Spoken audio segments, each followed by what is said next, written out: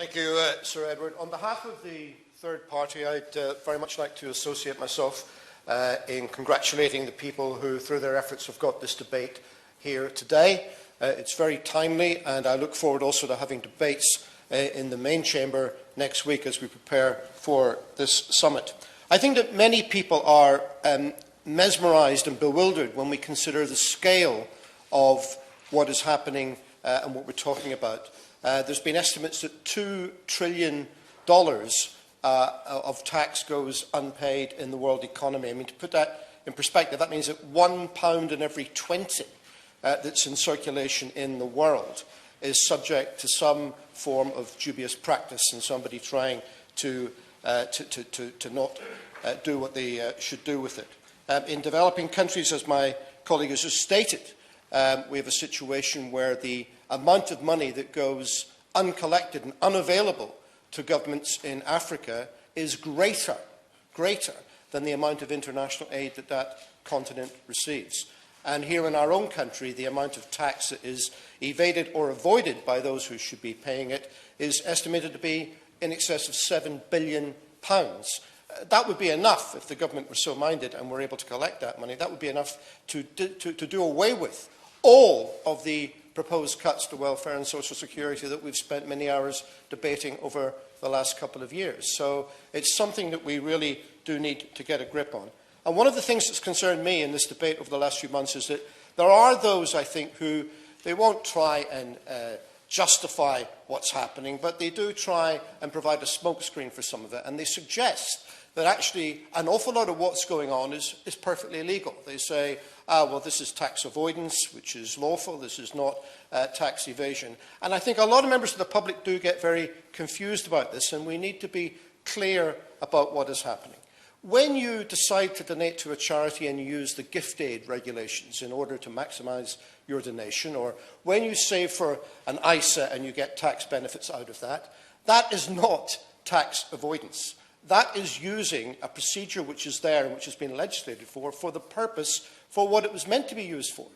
What we are talking about with tax avoidance is companies using procedures for things that they were not designed to be used for in order to avoid their liabilities. And that's something which most people in this country never even get the chance to contemplate.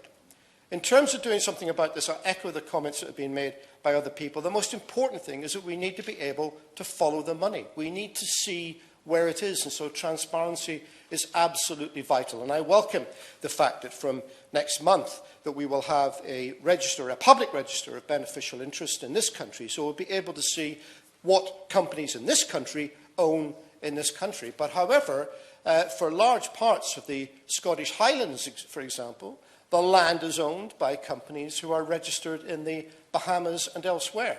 And so that will not assist me or anyone else in understanding the transparency of property and land ownership in the areas that we represent. So it is absolutely vital, and I think the most important thing in this whole debate, it is vital that those dependent territories and our overseas areas are compelled in some way to also be transparent in these arrangements. After all, as the Honourable Member for Barking observed, the people that live in these areas are British citizens.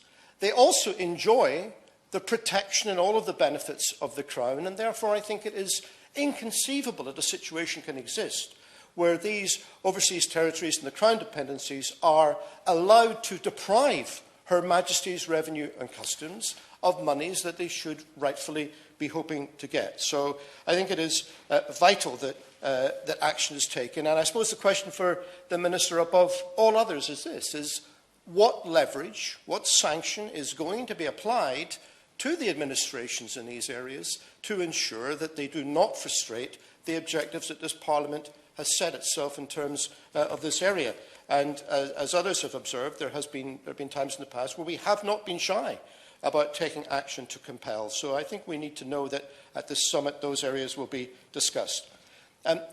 So many people have talked about this country also getting its house in order. So I agree, I don't think we should be too complacent about the situation here. And there are some aspects that haven't been mentioned yet that we might want to revisit in this debate. One is, for example, the arrangements that HMRC have come to with large multinational companies in terms of their tax liability. I give as an example the deal that was done with Google.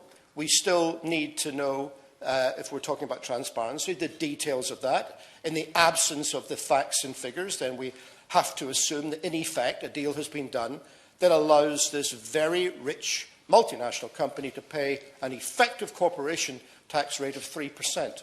And there are many people who run businesses in this country will look at that and wonder, how can that be that one of the richest companies in the world is charged 3% on the profits it makes in the UK when they are paying many more times that themselves. As my colleague has also observed, we need to look at the general anti-avoidance rules that are in place, and he is quite right to suggest that the Scottish GAR has been lauded by many independent commentators as being a stricter and a more effective set of regulations than exists in the UK as a whole. The irony is that even after the new Scotland Bill comes into law, it still will only cover a minority of taxation and regulation in that country. But I think looking at those arrangements, the UK government could learn much in terms of toughening up the regulations. We also haven't mentioned the debate about, maybe this is the elephant in the room, the Brexit debate that is going on, because much has been achieved in recent years at a European level through the EU in anti-laundering legislation. And I accept that in theory, of course, that if we were to leave the EU, it would be possible to come to bilateral or multilateral arrangements with other companies to try and do something about tax avoidance. But in the short term and for an undefined period, the holes in that regulatory net will be widened if Brexit is achieved, and we need to consider the implications of that. And finally, in terms of putting our own house in order, I think there is still much more to be done in terms of deploying resources and deploying specialists to investigate malpractice in this area. So I would like to see some talk from the Minister about beefing up our capacity in that area. The final point I wanted to make, Sir Edward, was about leadership. The Prime Minister has done a lot, as others have remarked in this regard, but I think there is still more to do. And I would like, for example, to see a little bit more transparency about whether or not he has had any benefit from his father-in-law's company that owns large parts of Jura, for example, when he decided to holiday there in 2015. More information on that would be welcome. I think, though, there's been a distraction in recent months when we debated this a couple of months ago, and everyone was having a bit of a feeding frenzy to get ministers and to get MPs to publish their tax returns. Until, of course, it became apparent that if anyone was up to no good, the last place you'd find evidence of it would be in a tax return. What we really need to know is the information that's not in the tax returns. And I think in terms of our own situation here as members of Parliament, who are in a position of trust where we are legislating and the custodians of arrangements that our citizens have to follow, I think we need to be beyond reproach. And where we need to register our interests, of course, is in the Members' Register. And I do think we need to look now at having a situation where members of Parliament register any interests they have that are in offshore countries where they may be benefiting from the regulations and the problems that we are trying to close loopholes in here. Sir Edward, this conference, this anti-corruption summit, offers the opportunity, I think, for this government to demonstrate global leadership. And there are many decent people in this country who pay their taxes and who have never thought about doing anything else, who are looking to the government to do something about this massive international problem.